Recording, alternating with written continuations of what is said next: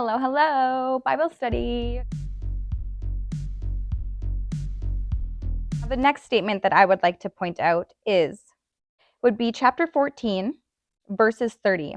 How much better if the people had eaten freely today of the spoil of their enemies, which they found. Let's break this down. The phrase speaks to literal reward and victory. Okay, great. Instant gratification. Everybody loves instant gratification, but what about delayed gratification? The things that take a little bit more work. So we got two different meanings here. We have a metaphorical and a literal meaning to this idiom in itself. So some of the things that was pointed out: celebrating their conquest, enjoying the material spoils, wealth, resources, and possessions taken from their defeated enemies. It's also immediate gratification and a tangible reward of success. Okay, so let's break it down, the duality of that. Yes, you may have your instant gratification and your instant reward. Okay, but let's look at the emotional, the actual literal psyche, the psyche and how the brain works. Okay, so you just went, you destroyed your enemies. Everyone's happy and feeling good. Have you watched the movie Oppenheimer? Okay, so they built this bomb. They're all working together. They're very proud of themselves. Yeah? Yeah. And then when he goes to speak after Japan's been bombed and he's standing in front of all these people and all he can see is their flesh burning.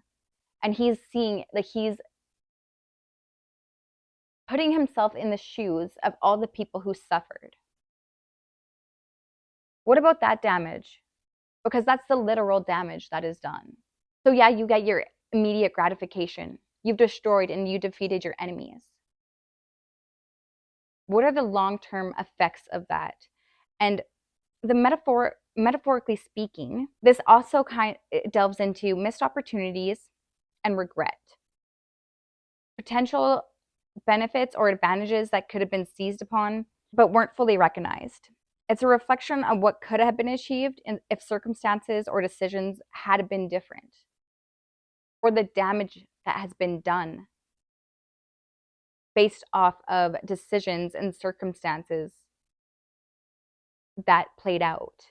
The dual meaning creates a fascinating contrast, in my opinion.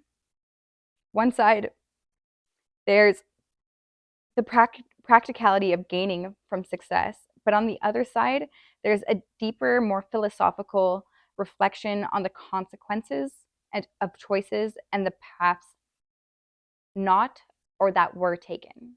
The idiom encapsulates this tension beautifully. It's about balance between seizing opportunities and the immediate gain and reflecting upon the broader implications of our actions over time. It reminds us that victories are not everything. Whether it's in a literal or metaphorical standpoint, it's not about what we gain. It's also about what do we lose as a human, as our wholeness in our heart, our soul, what makes us okay to be our best selves. So I'm going to leave it off on a statement of how much better if we can appreciate both the rewards of success and the lessons learned from missed chances, decisions that have been made, and use it as wisdom to things that we will never do again. Because to me, that's how we stop repeating history. That's how we really get to resolution. That's how we really stop fighting over what has been done and start focusing on what we are creating moving forward. I can get deep because I can get deep. That's just off of two statements. The word arm bearer and the idiom, how much better if the people had eaten freely today of the spoil of their enemies.